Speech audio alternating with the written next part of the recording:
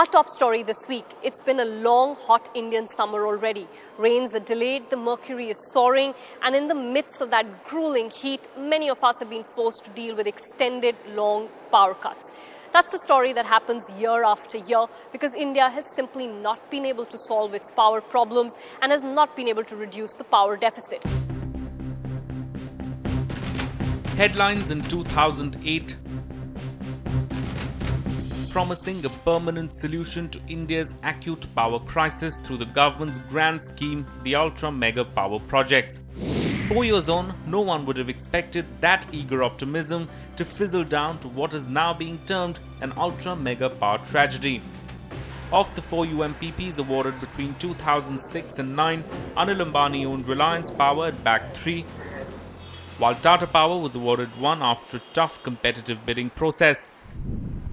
These, along with the subsequent lot to be awarded, were meant to add a sum total of 90,000 megawatt to India's power capacity by 2017 and ease India's peak power deficit of 8 to 9% of power demand. That vision remains a distant dream. Of the projects, Tata Power has managed to commission the first 800 megawatt unit at the Mundra plant, but they're staring at a 500 crore rupee annual loss. Reliance, Saasan and Tilaya UMPPs based on domestic coal linkages are still struggling to acquire land, while Saasan has been engulfed in mining controversies. And work at Reliance Krishnapatnam based on coal from Indonesia, expected to come on stream in a year from now, has been halted indefinitely. One of the key problems is the availability of coal. Domestically, there's a 100 million ton gap between coal demand and supply, which is likely to increase to 170 million tons by FY15 as demand goes up. A total of 50,000 megawatt of power generation capacity is likely to be affected as Coal India refuses to sign fuel supply agreements with plants that are commissioned post-March 2012 since they are not in a position to assure supplies.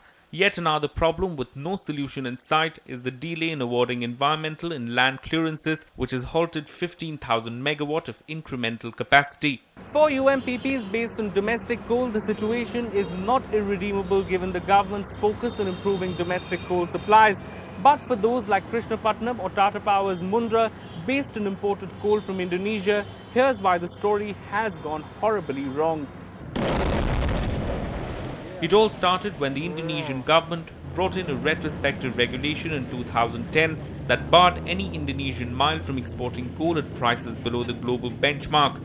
This changed the economics of Indian firms that owned coal mines in Indonesia, as they could no longer import coal for their projects at the costs they had earlier anticipated. Tata Power and Reliance Power, for instance, were banking on a $35 to $40 price per ton for their coal, but are now suddenly looking to pay 2 to 3 times more, making the power purchase agreements they had signed at fixed prices untenable. Their tariff was done on the basis of that regulation not being present.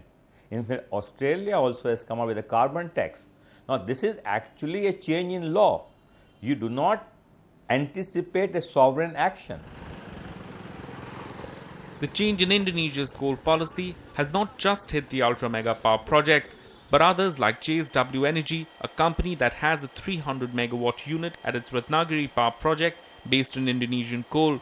JSW had also been among the bidders for the UMPPs, but is now glad they didn't bag any of the projects, which have now become unsustainable. It's at a situation where nobody knows what could be the solution or what should be the solution, if you ask me frankly. When this bidding was going on, in fact, we were also discussing and talking about, and we realized that quoting a fixed price for 25 years without any escalation is suicidal. But developers are not giving up just as yet. Reliance Power recently invoked arbitration in the hopes that the 11 procurers of power from its Krishnapatnam project based on imported coal would agree to power at higher prices despite fixed contracts that are meant to be sacrosanct. Legal experts, however, warn it's going to be a long drawn-out battle in the courts.